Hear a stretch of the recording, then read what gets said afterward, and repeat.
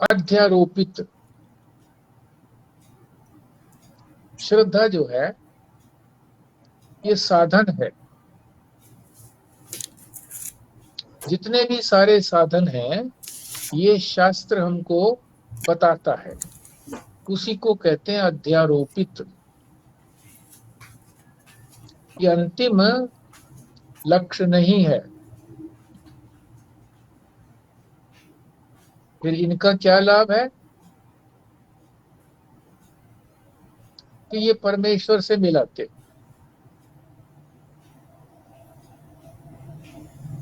श्रद्धा भी परमेश्वर से मिलाती है। श्रद्धा होगी तभी हम शास्त्र की बात को मानेंगे और परमात्मा की ओर हमारी यात्रा बढ़ेगी।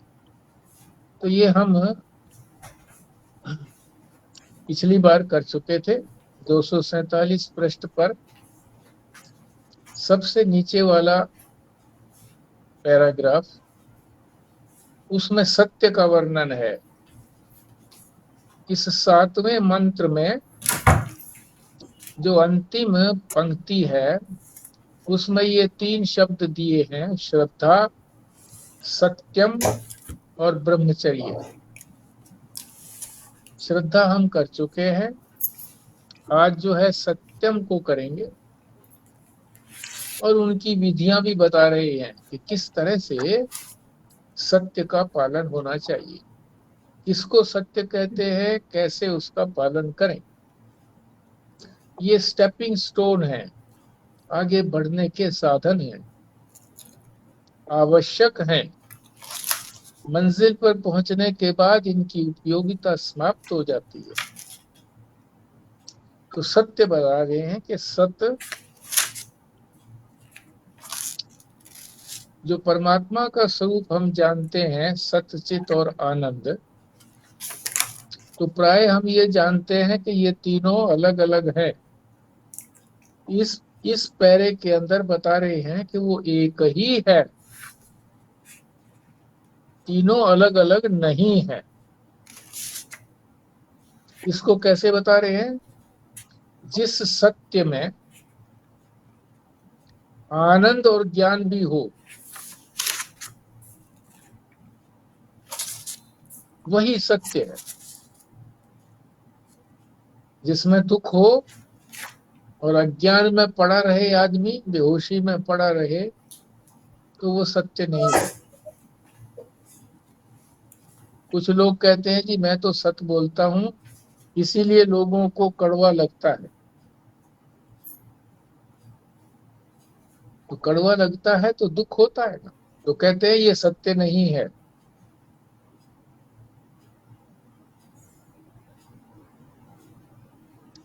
चित्त, अब चित्त की बात कर रहे हैं। चित्त का मतलब चेतन, चिद। आनंद से पृथक होकर, यदि चेतन में आनंद न हो तो भी सत्य नहीं है। सत्य यदि ज्ञान चित्त से पृथक हुआ, सत्य ज्ञान से और चित्त से अलग हुआ तो जड़ हो जाएगा।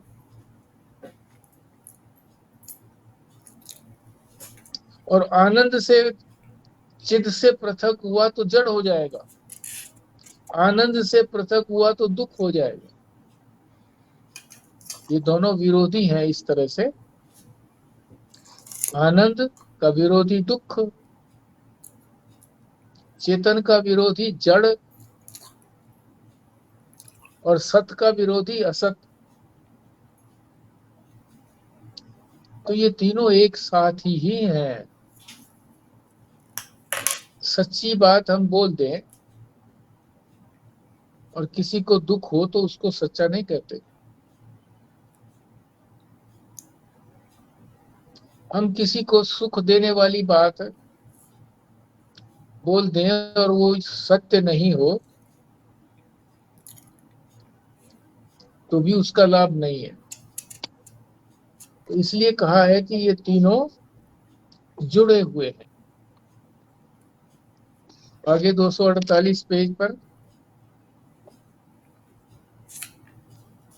अब सत्य की परिभाषा बता रहे हैं कि किसको सत्य कहते हैं। जैसा हमको ज्ञान है, यानी जैसी हमको जानकारी है, वैसा ही यदि हम बोलते हैं तो है सत्य। क्यों? सत्य सदा ज्ञान के साथ रहता है। जैसा मेरा ज्ञान है, जैसी मेरी जानकारी है, उससे विरुद्ध अगर मैंने बोला तो सत्य अधूरा हो गया, क्योंकि सत्य तो ज्ञान के बिना रह भी नहीं सकता। हमें जानकारी कुछ है, ज्ञान कुछ है, और कहें हम कुछ, तो वो सत्य नहीं होगा। इसी तरह से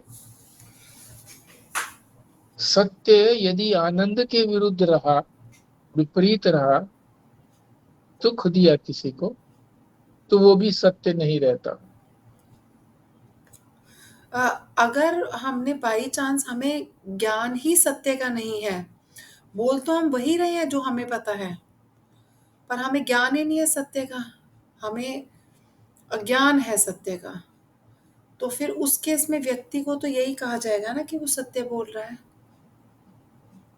हाँ, जैसी हमको जानकारी है उसी को ज्ञान कहेंगे ना। अगर गलत भी जानकारी है तो हम यही कहेंगे कि हाँ, मुझे ऐसा ही पता है, मुझे ये पता है, मेरे अनुसार ऐसी स्थिति है। अज्ञान में है तो फिर अज्ञान अज्ञान को ही सत्य मानेंगे। एक बार महाराज जी से मैंने पूछा था जी कि सत्य जो है वो तो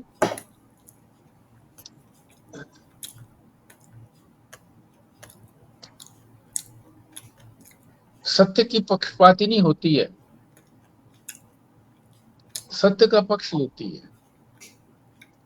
मैंने कहा ये संसार जो है ये तो हमें सत्य लगता है,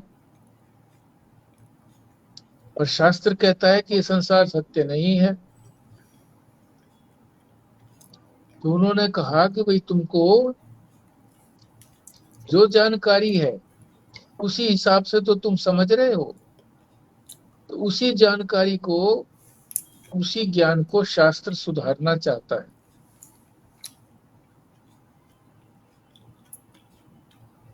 मनु महाराज ने कहा है, सत्यम ब्रूयात प्रियम ब्रूयात, न ब्रूयात सत्यम अप्रियम। क्या मतलब हो गया? सत्यम ब्रूयात, सत्य बोलो, फिर प्रियम ब्रूयात, प्रिय भी बोलो, न ब्रूयात सत्यम अप्रियम, अप्रिय सत्य न बोलो। सत्य तो बोल दो, पर वो किसी के दिल को दुखाए तो वो भी मत बोलो। फिर आगे भी कह रहे हैं, प्रियम च न अनृतम, इसलिए झूठ भी ना बोलो कि भाई उसका दिल दुखेगा तो इसलिए हम झूठ बोल देते हैं। तो कहते हैं प्रियता के लिए हम झूठ भी ना बोले कि भाई उसको प्रिय लगनी चाहिए, इसलिए हम झूठ बोले। सत्य से उसका मन दुखी होगा तो नहीं, कह रहे हैं झूठ भी नहीं बोलना चाहिए। इसी को सनातन धर्म कहा है, कि मनु महाराज ने कहा है। मनु महाराज जो है वो जो भी शास्त्र की बात है उसको व्यवहारिक स्थल पर ले आते हैं समझाने के लिए।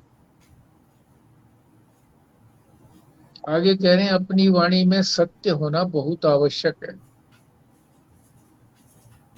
एक व्यक्ति कहेगा पृथ्वी ईश्वर ने बनाई,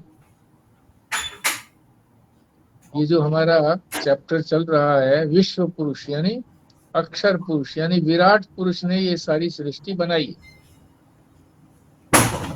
अब अलग अलग लोगों के विचार हो सकते हैं। किसी ने कहा ईश्वर ने ये पृथ्वी बनाई, पृथ्वी का मतलब ये सारा संसार बनाया। किसी ने कहा कि प्रकृति से बना ये सारा संसार। अब आपस में झगड़ा करते हैं। अरे तुम में किसी ने पृथ्वी को बनते देखा है? जो तुम इतना दृढ़ आग्रही हो, क्या देखा है तुमने? नहीं देखा। तो लड़ते क्यों हो? कोई कहता गणेश जी ने बनाई, जिसकी जो इष्ट गणेश जी हैं, तो वो कहेगा गणेश ने बनाया सब कुछ। कोई कहेगा नहीं, शक्ति देवी ने।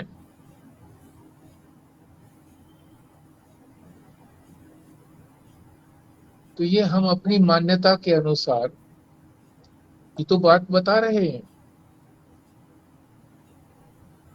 जब हमें ये निश्चय नहीं है कि जो बात हमारी है वो सत्य है, जब तक ये सत्य ना हो, हम जो जानते हैं वो सत्य है, उसमें कल्पना नहीं जुड़ी हुई है। मान्यता तो कल्पना ही होती है ना। तो फिर हम अपने मत का क्यों आग्रह करते हैं कि नहीं हमारा पक्ष ही ठीक है? आर्य समाजी और सनातन धर्मियों में आपस में झगड़ा होता है किस बात पे, स्वर्ग है या नहीं है। सनातन धर्म मानता है स्वर्ग है, आर्य समाजी नहीं मानते हैं। पर किसी ने देखा तो है नहीं स्वर्ग है या नहीं है। तो हमारा ज्ञान तो है नहीं, कल्पना ही तो की है हमने।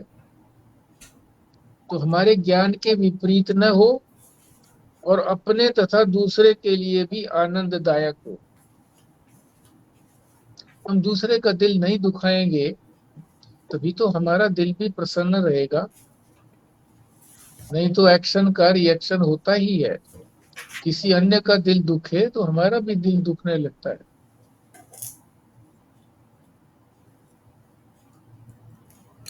अब सच्चाई को बता रहे हैं। सृष्टि जो जब बनी ही नहीं थी, पहले सृष्टि थी नहीं, तो जो भी हम बोलते हैं जीभ से ही तो बोलते हैं। सृष्टि बनी होगी तभी तो झूठ या सच बोला जाएगा। अब जब सृष्टि पहले बनी ही नहीं थी, शास्त्र कहता है कि सृष्टि पहले नहीं थी। सदैव सौम्य इदम अग्र आसीत। इस सृष्टि के होने से पहले एकमात्र सत ही था। तो सत था उससे पहले, सृष्टि तो थी ही नहीं। तो सत तो पहले से ही था, सद। तो ये सृष्टि नहीं बनी थी, मनुष्य नहीं बने थे, तो वाणी भी नहीं थी। अतः सत्य भी परमात्मा में अध्यारोपित है। अध्यारोपित का तात्पर्य है कि परमात्मा से अतिरिक्त नहीं है, परमात्मा में ही कल्पना है। इसको कहते हैं अध्यारोपित, आरोप किया हुआ है।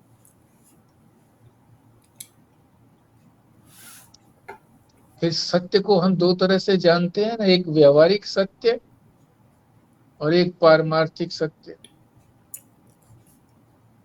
रिलेटिव ट्रुथ और एब्सोल्यूट ट्रुथ।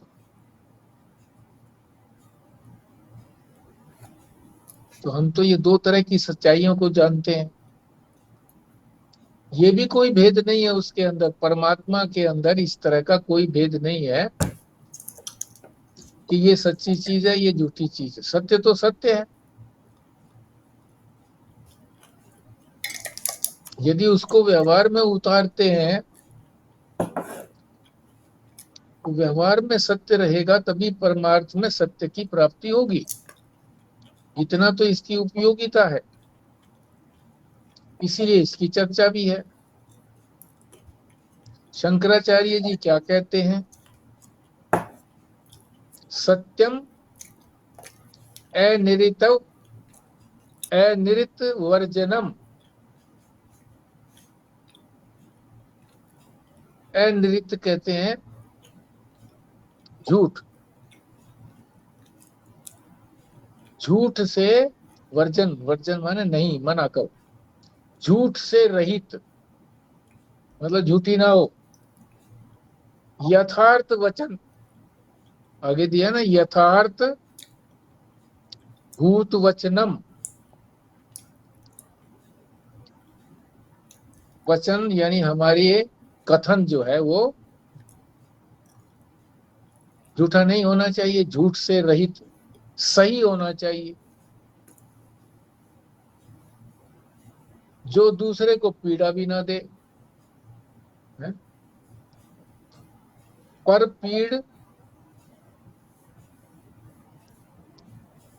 पीड़ा कर्म, दूसरे को पीड़ा करने वाला भी ना हो, उसको सत्य कहते हैं। एक और परिभाषा जिसको श्रेष्ठ कहा है, महाभारत में दी है,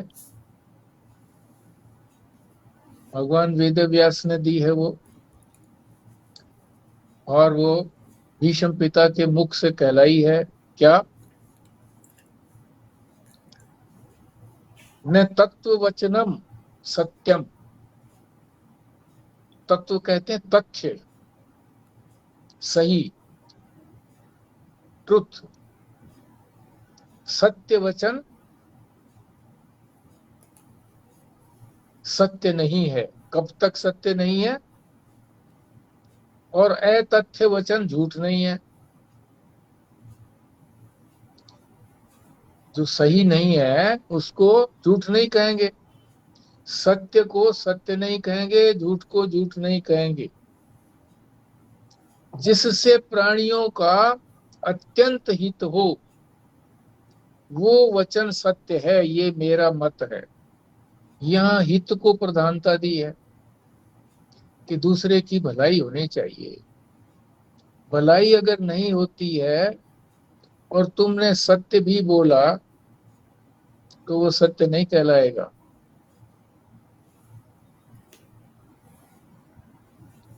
एक और ऐड हो गया उसमें,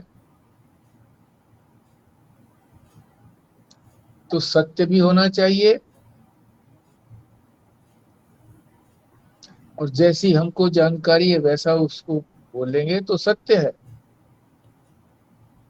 दूसरे का दिल भी नहीं दुखाना चाहिए, और दिल दुखने का सोच करके झूठ भी नहीं बोलना चाहिए, और दूसरे का हितकारी भी होना चाहिए। ये एक बार गीता में भी भगवान कृष्ण ने बोला है कि सत्य वो है जो प्रिय भी हो और प्रेय भी हो और श्रेय भी हो। हाँ। श्रेयस्कर भी हो दूसरे के लिए और प्रिय भी हो उसको। हाँ, श्रेयस्कर का तो मतलब वही हितकारी, और प्रेय का मतलब है दूसरे का दिल ना दुखाए, और सत्य हो, झूठ भी ना हो।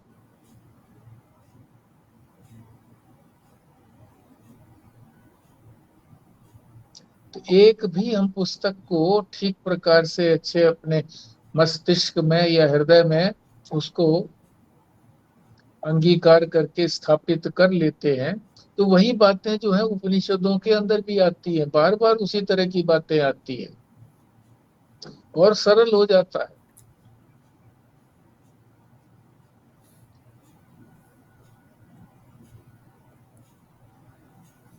अब एक बात और बता रहे हैं, ये सब सृष्टि चेतना अधिष्ठित अव्याकृत से हुई है। चेतना अधिष्ठित, चेतन तत्व से प्रकाशित है, और अव्याकृत से हुई है। अव्याकृत को, अव्याकृत कहो, माया कहो, माया जो है वो परमात्मा के अत्यंत निकट है, उसकी शक्ति है। तो परमात्मा की शक्ति उस माया में या अव्याकृत में जो अभी प्रकट नहीं हुई है,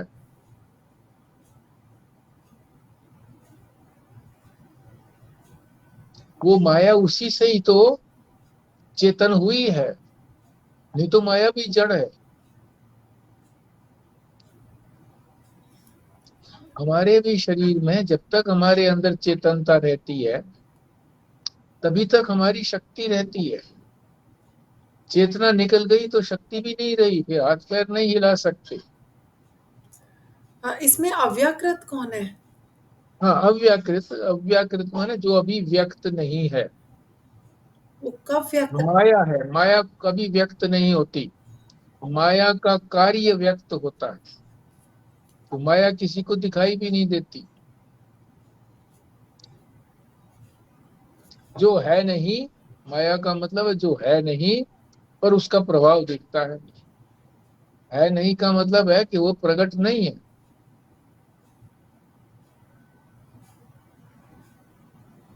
बुद्धि तथा बुद्धि में अवस्थित अव्याकृत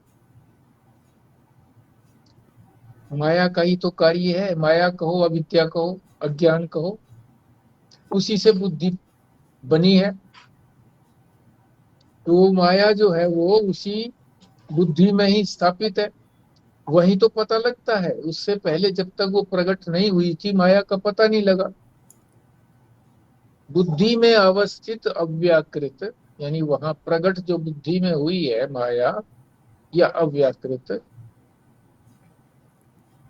वो भी अव्याकृत का भी अधिष्ठान आत्मा है। वो भी आत्मा से अतिरिक्त नहीं है। परमात्मा से कहो, आत्मा से कहो, उससे अतिरिक्त नहीं, अलग नहीं है वो। क्योंकि अधिष्ठान से जो भी अध्यस्त हैं, आरोपित हैं, वो अलग नहीं होते। अध्यस्त, आरोपित, ये तो कल्पना होती है। कल्पना भी चेतन ही कर सकता है, अचेतन कल्पना नहीं कर सकता।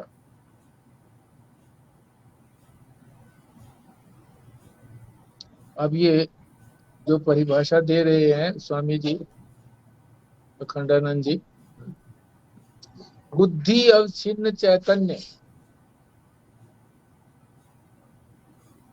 अवच्छिन्न यानी चेतन को जिसने मानो छोटा कर दिया, अवच्छिन्न, तथा अव्याकृत अवच्छिन्न चैतन्य।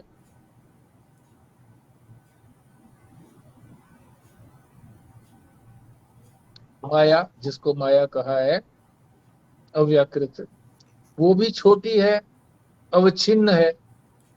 ये अवच्छिन्न और परिच्छिन्न एक ही बात है क्या? हाँ, एक ही बात है, एक ही बात।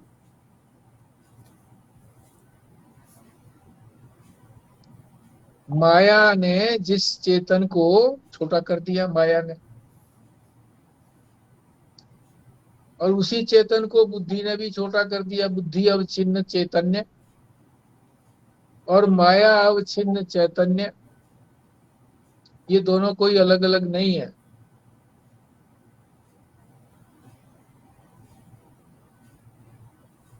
चैतन्य तो वही है ना, हमारे अंदर जो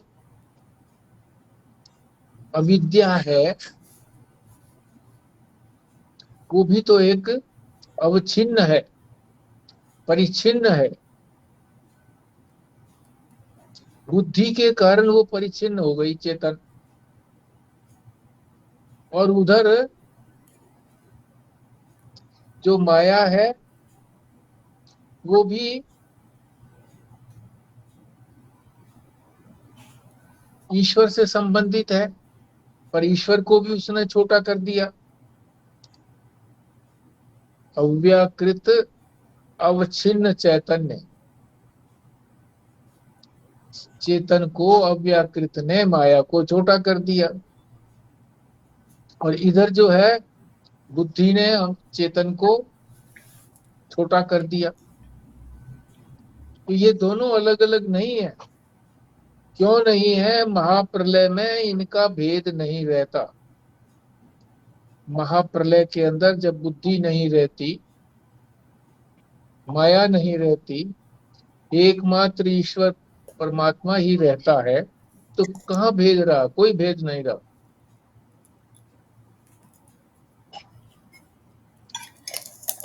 तो ये सत्य की बात है। इतने विस्तार से बताई है, सत्य की परिभाषा भी बताई कि जैसा ज्ञान है वैसा बोलो।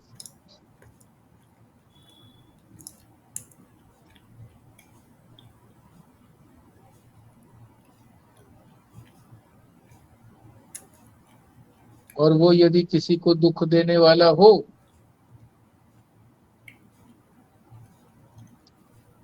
तो भी सत्य नहीं कहलाएगा, पर हितकारी भी होना चाहिए।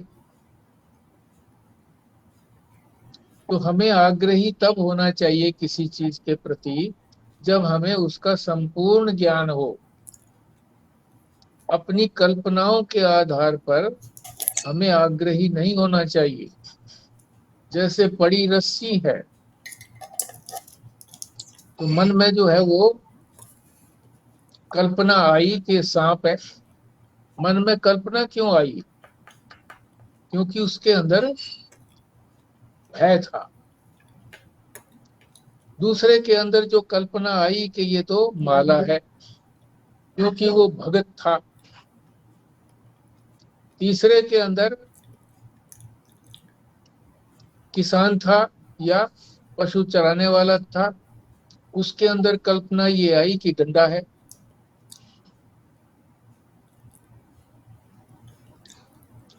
तो मन के जैसे संस्कार होते वैसी ही कल्पना आती है। तो कल्पना सत्य नहीं होती। कल्पना से रहित शास्त्र जो है वो कल्पना से रहित है, प्रमाणिक है। तो उसमें मनु महाराज ने भी कहा है, शंकराचार्य जी ने भी कहा है, और महाभारत के अंदर भीष्म पिता ने भी कहा है। सत्य के बारे में जो कुछ कुछ कहा गया है, गीता में तो ये भी कहा है कि वो संक्षिप्त भी होना चाहिए। यदि बहुत विस्तार से बोलते हैं तो कोई ना कोई झूठ उसमें आ जाती है।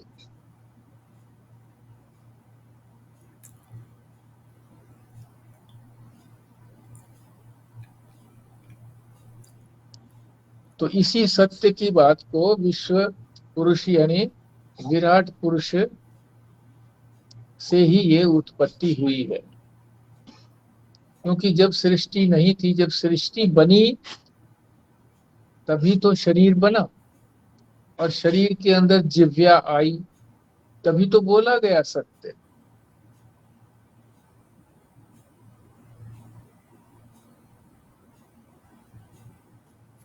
सब कुछ जो है वो परमात्मा से अलग नहीं है, कुछ भी अलग नहीं है। ये जो हमारी जैसे मन है, देह है, इंद्रियां हैं, बुद्धि ये सब तो एक तरह से अ, असत्य ही है ना, है तो नहीं है। तो जो चीजें असत्य हैं या वाणी भी जैसे हमारी है, जो सेंस ऑर्गन्स हैं, उनसे फिर सत्य कैसे निकल सकता है जब उनकी नेचर ही ऐसी है कि वो तो है ही नहीं, वो तो असत्य है, सिर्फ प्रतीति मात्र है, तो वो सत्य कैसे बोल सकते हैं। शास्त्र जो कहेगा उसके अनुसार यदि बोलते हैं, अपने मन के अनुसार, अपनी बुद्धि के अनुसार बोलते हैं तो सत्य नहीं होगा।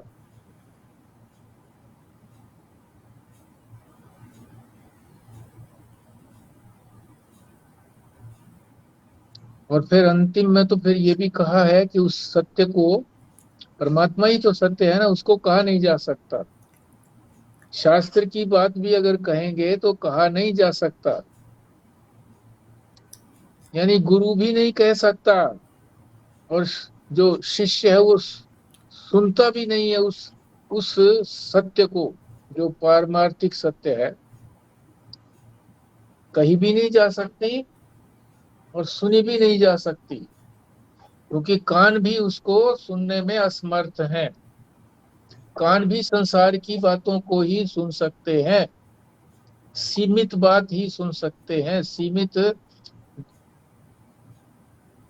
लंबाई तक सुन सकते हैं। तो इन टोटल तो हम ये बोलें कि सत्य तो सिर्फ ईश्वर ही है, और तो बिल्कुल है ही ईश्वरीय। नहीं। तो ये जो बता रहे हैं ये व्यवहारिक सत्य की बात बता रहे हैं। व्यवहारिक से ही पारमार्थिक सत्य तक पहुंचा जाता है, इसीलिए इस सत्य को बता रहे हैं। मगर साथ साथ ये भी बता रहे हैं कि ये पारमार्थिक सत्य नहीं है। तो व्यवहारिक सत्य भी बोलना बहुत मुश्किल हो गया क्योंकि इसमें बहुत सारी चीजें आ गई ना। प्रिय भी हो और श्रेय भी हो, हितकारी भी हो। तो कभी कभी चाहे हम सच बोल रहे हैं पर दूसरे को प्रिय नहीं लग रहा, तो हम और हर एक को हम खुश भी नहीं कर सकते, उसको सबको प्रिय लगे जो हम बोले, ऐसा नहीं हो सकता। हाँ, तो ऐसा नहीं होता है तो फिर वो महाराज जी ने कहा है मौन रहिए।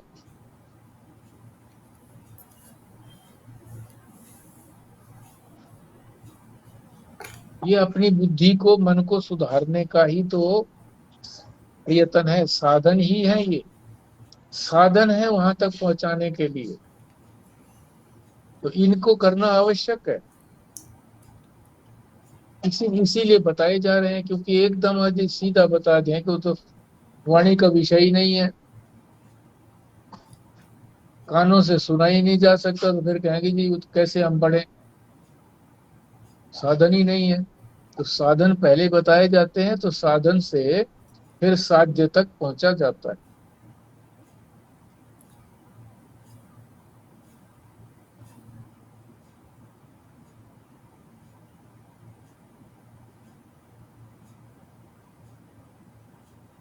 पीछे जो था, अब आगे चलते हैं 249 पृष्ठ पर नीचे, संगति के अंदर।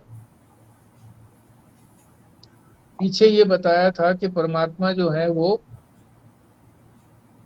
बाहर भी है अंदर भी है। बाहर अंदर का भेद उनमें है नहीं, सर्वत्र है। बाह्य अभ्यंतर का मतलब सर्वत्र है।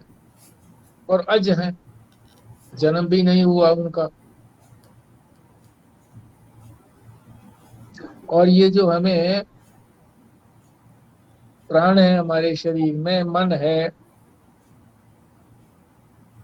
या अविद्या से ये सब बने हैं, ये उपाधियां हैं हमारी,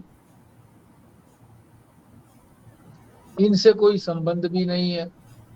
परमात्मा का इनसे कोई संबंध नहीं है। फिर भी इस प्रकार का वर्णन है जो किया जाता है, ये उपलक्षण है। उपलक्षण, उपलक्षण का तात्पर्य पहले बताया जा चुका है। उप माने निकट, निकट रह करके बता देना, लक्षित करा देना, या दूर रह करके लक्षित करा देना, उस तक पहुंचे बिना किसी चीज को लक्ष्य करा देना, दिखा देना। जैसे पेड़ की दो टहनियां दिखाई और लक्षित करा दिया कि दोनों के बीच में चंद्रमा देखो। चंद्रमा वैसे दिखता नहीं, आसमान में यदि देखते तो वो छोटा सा दूज या तीज का जो चांद था वो नहीं दिखाई देता। अब वो दो टहनियों के बीच में दिख गया। यद्यपि उसका आकार जो है बड़ा है, दूज तीज का होने के बाद भी आकार बड़ा है, पर वो दिख टहनियों के बीच में समा नहीं सकता। पर एक दिखाने के लिए दिखा गया वो। इसी को उपलक्षण कहते हैं कि निकट रह करके, उससे अलग रह करके दिखा देना किसी वस्तु को। इसको तटस्थ लक्षण भी कहते हैं। उपलक्षण या तटस्थ लक्षण, तट के निकट जा करके बता देना, ये समुद्र है, तट के निकट। उपाधि से उसका कोई संबंध नहीं है। जितनी भी उपाधियां लगाते हैं ये समझाने के लिए लगाई जाती है, अन्यथा कोई उपाधि नहीं है। उपाधि से वो चिपकता भी नहीं है, कोई उसका संबंध है ही नहीं, पर समझाने के लिए बता दिया जाता है। अब आगे अगला प्रश्न है 250 पर। घर में घड़ा रखा हो तो बच्चों को समझाएंगे कैसे? घड़ा जहां नहीं है वहां पृथ्वी है।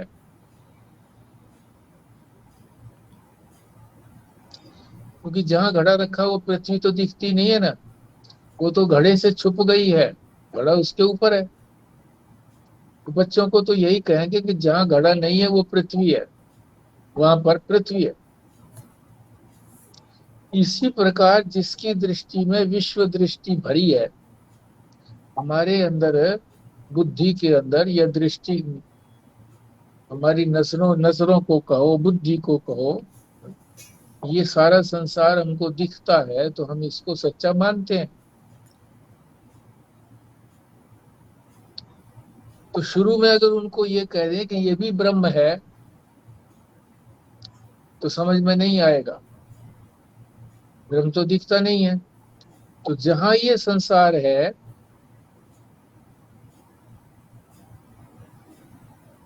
वह ब्रह्म नहीं है। जहां सृष्टि नहीं है, यानी जहां सृष्टि नहीं है वहां ब्रह्म है, ये समझाएंगे। क्योंकि हमें संसार ही दिखता है सारा, तो यही कहेंगे कि जहां सृष्टि नहीं है वहां ब्रह्म है, समझाने के लिए। फिर जब वो बच्चा जैसे बड़ा हो जाता है तो उसने पृथ्वी को तो देख लिया कि घड़े के अतिरिक्त जहां भी पृथ्वी है वो कैसी होती है। तो फिर घड़ा उठाने के बाद भी वो जो पृथ्वी है उसको जान लेगा कि ये भी पृथ्वी है, पहले भी पृथ्वी के ऊपर ही रखा था।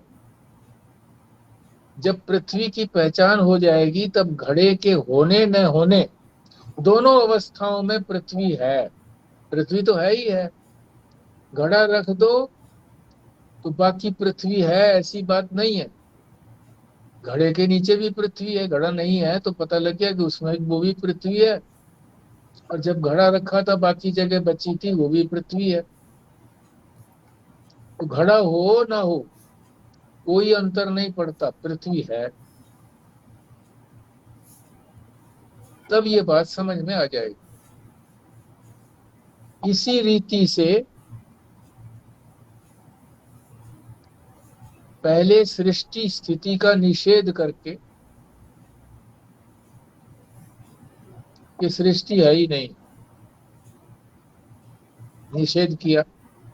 प्रलय का निरूपण किया कि प्रलय है, कुछ नहीं है।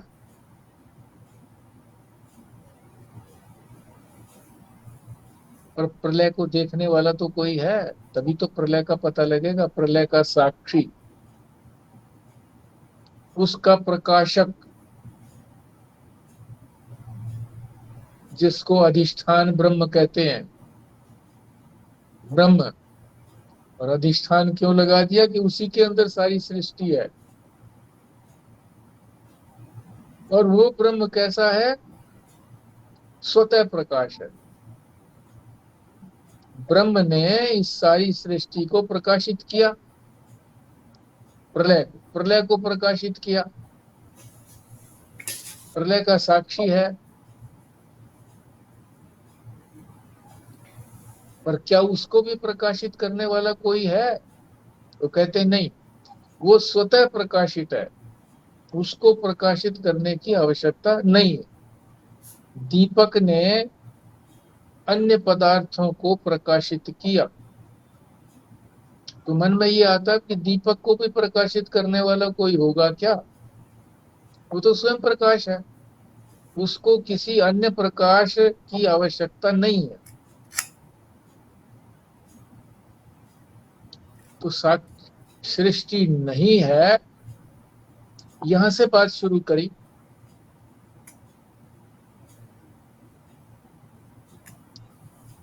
घड़े में नाम रूप होने से वो भूमि से पृथक जान पड़ता है। मतलब एक आकार हो गया ना घड़े का, और नाम रख दिया उसका घड़ा, तो वहां पृथ्वी दिखती नहीं है जिस पर रखा हुआ है। तो अलग जान पड़ता है कि घड़ा अलग है, पृथ्वी अलग है।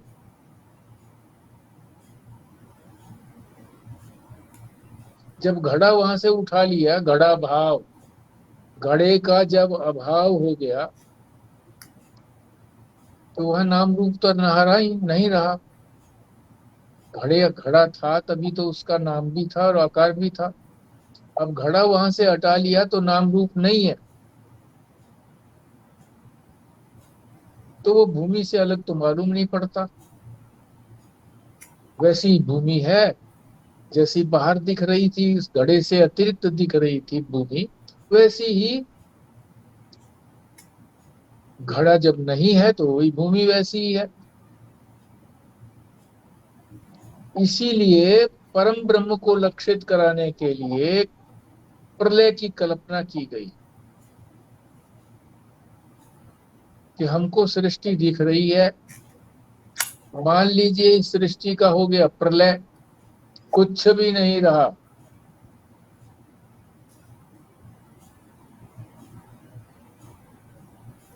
पहले ब्रह्म दिखता नहीं था जब सृष्टि थी। जब वो सृष्टि नहीं रही,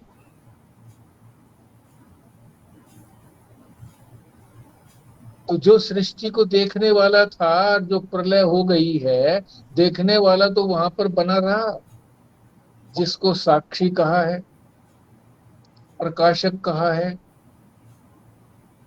अधिष्ठान कहा है। कौन है वो? ब्रह्म। तो ब्रह्म को समझाने के लिए सृष्टि का प्रलय बताया गया कि सृष्टि की प्रलय होती है।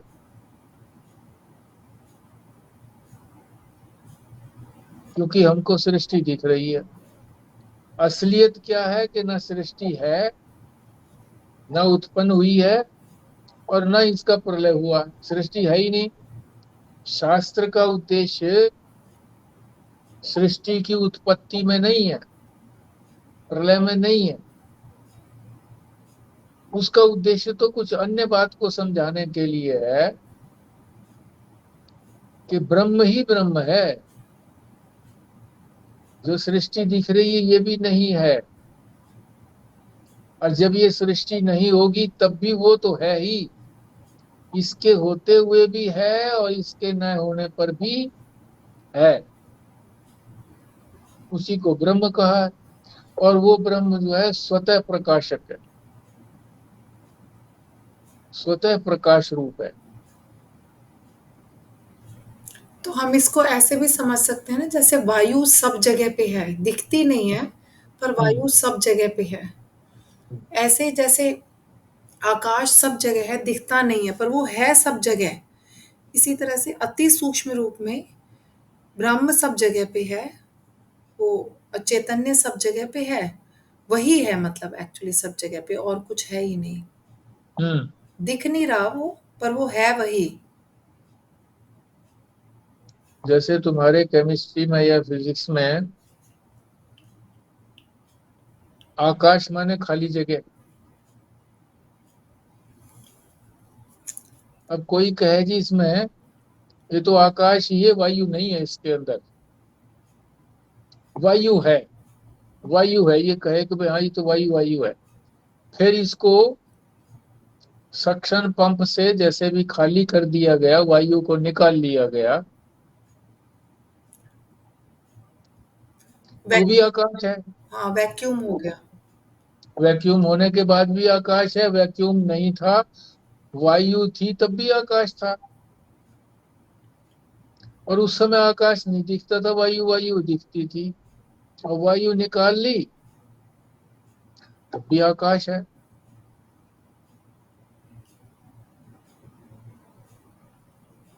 इसके अनंतर ये बताया कि हमारे शरीर में जो प्राण है, ये तो सारी सृष्टि की बात आ गई कि जो सारी सृष्टि बनी। अब वो शरीर की तरफ आता है शास्त्र। उपनिषद का ऋषि अब हमारे शरीर के अंदर जो स्थिति है उसको बताता है। क्यों बताएगा? अंत में ये बताएगा कि ये पिंड और ब्रह्मांड अलग अलग नहीं है। ये तो ब्रह्मांड की चर्चा की है, सारी सृष्टि की चर्चा की है, और फिर हमारे पिंड की, हमारे शरीर की चर्चा करेंगे। तो हम इसको अलग मानते हैं, ब्रह्मांड को अलग मानते हैं। तो आगे बात जाके यही बताएंगे कि अंडे सो ब्रह्मंडे, जो अंडे सो ब्रह्मंडे। अब ये हमारे शरीर में बता रहे हैं कि हमारे शरीर में क्या है, प्राण है, मन है, इंद्रियां हैं और 5 भूत हैं। सब उसी अक्षर पुरुष से उत्पन्न हुए हैं, क्योंकि उसी ने तो माया का रूप धारण करके 5 महाभूत बनाए, और 5 महाभूतों से हमारा शरीर बना, और इंद्रियां, मन, बुद्धि आदि, प्राण आदि सब बने। उसी से बने। उत्पत्ति से पूर्व ये नहीं थे। उत्पत्ति हुई ना इनकी, शरीर उत्पन्न हुआ, तो उस वक्त ना शरीर था, ना प्राण था, ना मन बुद्धि, कुछ नहीं था। इनकी उस अनअभिव्यक्त दशा में, जब ये प्रकट नहीं था शरीर, प्राण मन बुद्धि आदि प्रकट नहीं थे, तब भी ईश्वर तो था ही, क्योंकि ईश्वर इनसे पहले था। ये बाद में बने हैं। सृष्टि नहीं थी तो केवल ब्रह्म तो था। ये सब सृष्ट पदार्थ, बने हुए पदार्थ पीछे उत्पन्न हुए और पहले मिट जाएंगे, नष्ट भी हो जाएंगे। तो इनकी दशा स्वप्न के समान है, कि स्वप्न जो है हमारे से ही बना, और स्वप्न समाप्त भी हो जाता है। तो जिसको स्वप्न आया वो तो पहले से है, और जब स्वप्न चला गया वो तब भी है।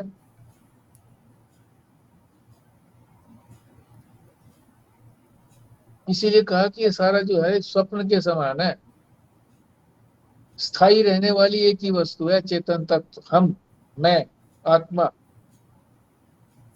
एक जादूगर ने जादू से अनार उत्पन्न किया, कुछ देर में अनार लुप्त हो गए, असली तो थे ही नहीं, केवल वो अनार दिखे और मिट गए। एक उदाहरण हो गया। दूसरा उदाहरण है कि आकाश में जो बादल आते हैं, उन बादलों के अंदर किसी को हाथी दिखता है, किसी को घोड़े दिखते हैं, किसी को कुछ और दिखता है, जैसी मन की कल्पना होती है। वैसे ही अनादि अनंत ब्रह्म में, कि ब्रह्म की कभी उत्पत्ति नहीं हुई, अनादि है और व्यापक है, अनंत है। ब्रह्मांड जादू के खेल के समान है। ये सारा जो ब्रह्मांड बना है, ये जादूगर के खेल किस तरह से है। सृष्टि ना पहले थी ना बाद में रहेगी, थी ही नहीं। एतस्मात् जायते प्राण मन कर्मेंद्रियाणि च। देह के बाहर और भीतर का ये समस्त पिंड और ये ब्रह्मांड भी दोनों परमात्मा में वस्तुतः है ही नहीं। न ये शरीर है, न ब्रह्मांड है। सृष्टि भी नहीं है, शरीर भी नहीं।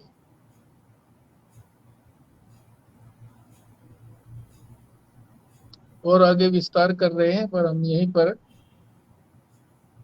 इसको समाप्त करते हैं।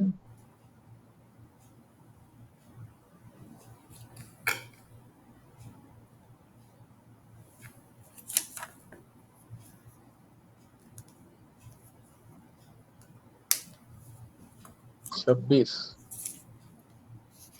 6:25।